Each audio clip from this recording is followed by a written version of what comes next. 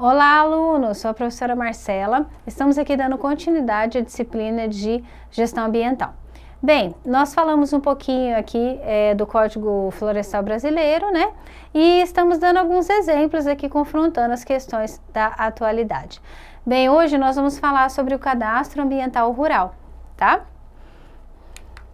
Bem, que é o capítulo aqui, 6º, né, do seu Código Florestal, ok? Ele fala especificamente do Cadastro Ambiental Rural.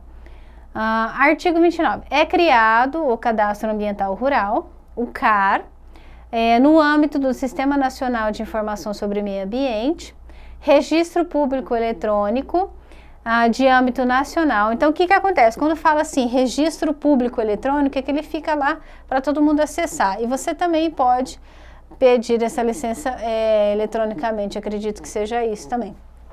Registro Público Eletrônico de âmbito nacional. Então, ele vai ficar disponibilizado lá, se caso alguém quiser fazer uma consulta, tá? É obrigatório para todos os imóveis rurais, com a finalidade de integrar as informações ambientais das propriedades e posses rurais, compondo base de dados para controle, monitoramento, planejamento ambiental e econômico e combate ao desmatamento. Então, o que acontece? Isso é como se fosse uma plataforma de monitoramento e geração de dados e relatórios do governo federal. Então, se ele quer ver ali quanto tempo você avançou, quanto você produziu, como que está essa questão do seu desenvolvimento do seu da sua atividade econômica, do seu empreendimento rural, ele vai poder puxar isso, tá? Quando fala assim que é registro público eletrônico, é que ele é divulgado, tá? Bem, esse é o Cadastro Ambiental Rural. O Cadastro Ambiental Rural é um registro público eletrônico de âmbito nacional obrigatório para todos os imóveis rurais, com a finalidade de integrar as informações ambientais das propriedades, posses rurais referentes à situação. Esse aqui está uma outra definição, ó. Com a finalidade de integrar as informações ambientais, como eu já havia dito, das propriedades e posses rurais referentes à situação das áreas de preservação permanente, das áreas de reserva legal, das florestas e dos remanescentes de vegetação nativa, das áreas de uso restrito e das áreas consolidadas, compondo base de dados para controle, monitoramento, planejamento ambiental, econômico e de controle de desmatamento. Então, o que acontece? Eles aferem e monitoram tudo isso que nós falamos aqui nos vídeos anteriores com relação ao Código Florestal. Então, ele vai ver as APPs, vai ver as RLs, tá? As áreas de vegetação nativa remanescente, tá? Áreas de uso restrito. Áreas de uso restrito é aquela que ninguém entra, tá? Lembra que eu falei para vocês que tem algumas áreas de conservação, né? Principalmente os parques, que até as pessoas permitem entrar, tem projetos de vegetação, de conscientização, sensibilização ambiental, a coleta seletiva do lixo, educação ambiental e tudo mais. E essas áreas restritas, não, tá? Isso aqui ninguém pode entrar, ninguém pode acessar. Proibido mesmo, tá? Essa figurinha eu achei que legal. Evite multas, efetue o CAR, o prazo está se esgotando. Então, você precisa ter você tem um período para que você se cadastre, tá?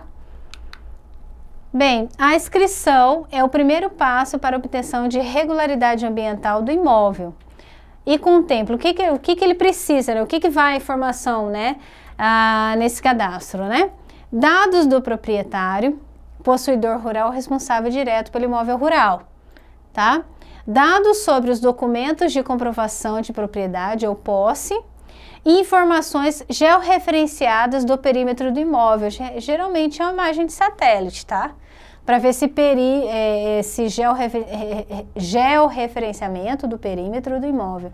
Geralmente você vai ter que colocar lá uma imagem feita, dependendo do tamanho da propriedade, você pode colocar via drone ou até mesmo uma imagem de satélite, tá? Que confirme esses hectares.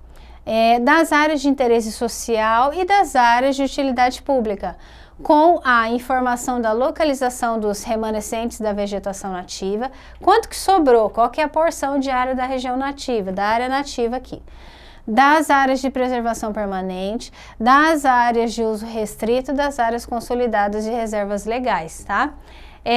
Gente, isso é importante não só, como a gente está vendo aqui, ó. Às vezes você pode ver aqui, não, é uma propriedade rural simples, sim. Esse cara, ele abrange aqui todos os tamanhos de tipos de propriedade rural, né? Mas é claro, é óbvio que as propriedades muito grandes, tá? Elas mais que ninguém precisam desse tipo de monitoramento e cadastro. Por quê? Como já falou aqui, provavelmente essa área muito grande, muito extensa, ela encontre alguma APP, ela faça limite numa APP, entendeu? Ou de uma, ou de uma, como nós falamos aqui, né, a área de transposição de reserva nativa, isso, de cobertura nativa, né? Bem, então fora isso ainda tem essa questão de reserva legal e tudo mais. Bem, esse é um instrumento, tá? Então, se alguém perguntar ou se você tiver que às vezes responder alguma dúvida com relação a algum cliente que você está fazendo ali a essa consultoria, o que é um CAR, tá? E qual é o objetivo disso e o que eu ganho com isso e qual que é a obrigatoriedade disso, tá? Então, você já viu aí que o nosso Código Florestal te apresentou isso como instrumento. Bem, como fazer, né? O cadastro pode ser preenchido pelo site, ó. Gravem aí, guardem esse site, tá? Ou nos sites dos órgãos estaduais que utilizam um sistema próprio integrado ao Sistema Nacional de Cadastro Ambiental Rural. Dependendo do seu município, né? Você consegue encontrar essa informação ali.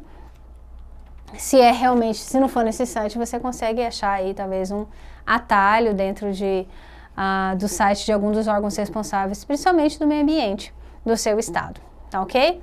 Bem, pessoal, o próximo nós vamos falar aqui a questão da exploração florestal e também da questão da exploração dos produtos de origem florestal, ok? Muito obrigada, bons estudos, até a próxima!